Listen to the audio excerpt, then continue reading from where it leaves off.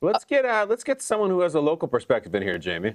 Okay. Kyle, I'm so glad you said that because we have somebody. We have Morgan Adsit. She is the sports anchor at Fox 45 Baltimore. Morgan, good morning to you. Hey. We're so glad to have Morgan, you on GMFB Overtime. Thank you for having me. Good morning to you. It's like really, really morning for you. So I sympathize. Girl, it's all good. You know, football never sleeps, and neither do we. We're talking about this game all day long. Morgan, you have been around this team and Lamar in particular. Just talk to us, please, or would you please tell us about the development of this quarterback, his personality, his leadership, and how he has come to this weekend kind of being the cream of the crop in this D.C., Baltimore area? It's good in his matchup now this for Sunday to hear his name, right? Jaden Daniels, rightfully so, getting a lot of attention. But don't forget about the guy that's consistently been doing this and changing the game, and that is Lamar Jackson. I actually think it's cute that the comparisons are happening between the two, and it's no disrespect to my friends down south and what Daniels is doing.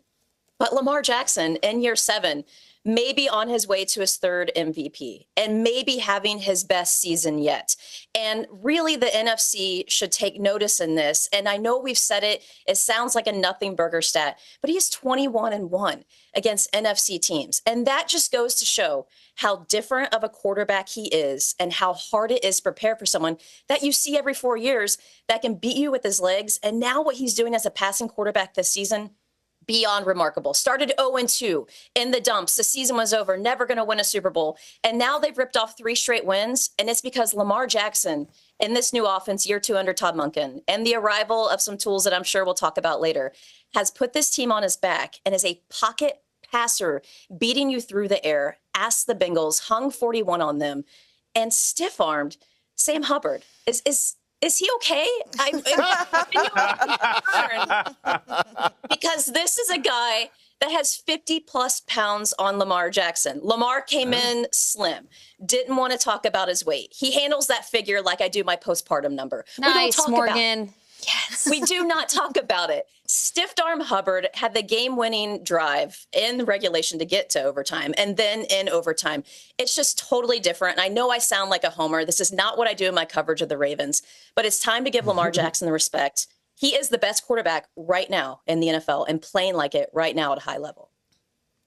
Never mind his toolbox. I'm into Morgan's, everything she's bringing, these weapons, these lines, these references. You are going in this morning, Morgan, and we love you for it. I do want to ask you, though, long history, of course, for Baltimore fans with Lamar, and they love the love affair with him. It goes on years.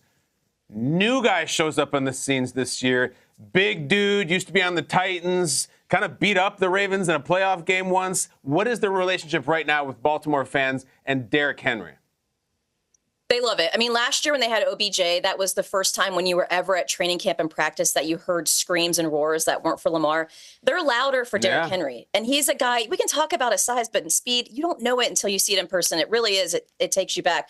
But what the Ravens have done is they stopped overthinking Derrick Henry. And they stopped overthinking how Derrick Henry and Lamar Jackson can coexist on the field. And they are using him like you should. He gets better with age. We know this. He gets better in time with the game.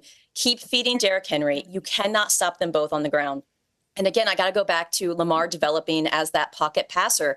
He has 9 touchdowns this season. 8 of them are in the red zone. No sacks either in the red zone. This offense is just clicking. Things are different. And a lot of it starts with the weapons that Lamar owns 2 of those. And Derrick Henry only just brings that in. He's the rushing king for a reason.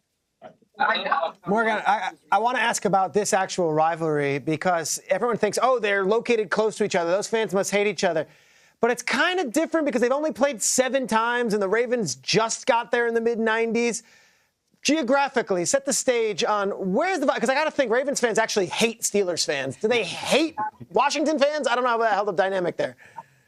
I think now it's like they don't think about it. Has anyone had to think about the Commanders? Again, exciting season. It's great. I would say the rivalry is between the 2 cities as far as the people and the vibes may not gel and like each other. Baltimore's blue class, like working hard, like things like that. Not to say it doesn't happen in Washington, but it's a lot of locals that don't leave, and Washington can have that DC tie and that transplant. So I think that's where the disconnect comes. But in this game, they're not in the AFC North. They play each other every 4 years. While they want to win, and this is important for the Ravens' big picture, I really think and believe this is just another game for them. A huge challenge, don't get me wrong. and you want to have those bragging rights. But I think the whole of them bleeding and hatred and stuff like that, I just think it's not there for this game. Yeah, Morgan, like we're talking about these quarterbacks, and rightfully so, but outside of the quarterbacks, who will be your biggest game changers in this game? I talked about Derrick Henry. I mean, obviously that's important. Those are kind of 1A, 1B, go without saying. It's got to be the Ravens defense, which has struggled in pass defense. And you do have to give Jaden Daniels his prop. He's the most accurate quarterback right now with his completion percentage.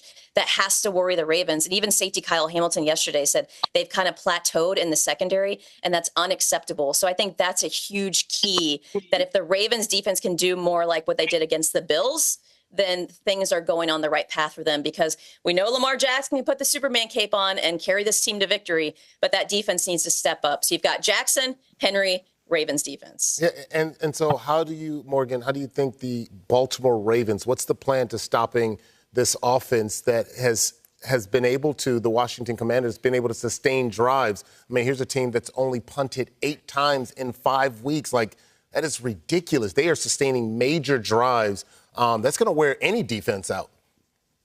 Well, they're at home. That's very helpful. The Ravens have the 3rd best winning percentage at home. Home field advantage does matter, in particular for the Ravens when they're in Baltimore, and for the fan bases that are in close proximity. But as far as this game and trying to stop them, it's just get after Jaden Daniels, make him uncomfortable, make him be a rookie. You know how dynamic he can be with his legs and extend.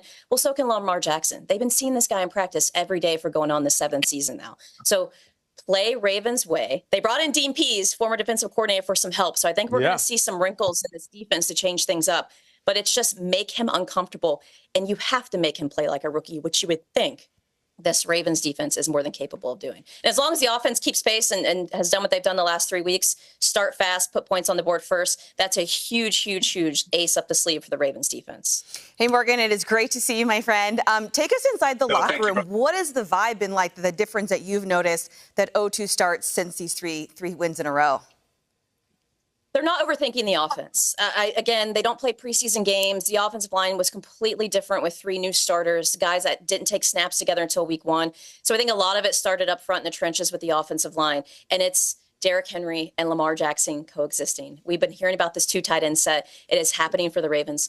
Mark Andrews hasn't been a part of that, which has been surprising, but they have too many weapons on offense that are clicking. And I think that has been just the hot hand for this team. And winning's contagious. I mean, I really do think that. And you have to think at some point the Ravens defense, which is number 1 against the rush, will get there in the secondary against the pass. Morgan Adsit, Fox 45 Baltimore, you brought your A game today, girl. We appreciate you so much here on GMFB Overtime. We know you probably do it every day, but we like to bring it into overtime, make sure we know all of our partners here on Overtime. Morgan, you're awesome. We love the insight, and we look forward to this game so much this weekend in your coverage of it. And we'll have you on again to chat this year, I'm sure. Great job, Morgan. Thank you so much. See you, girl.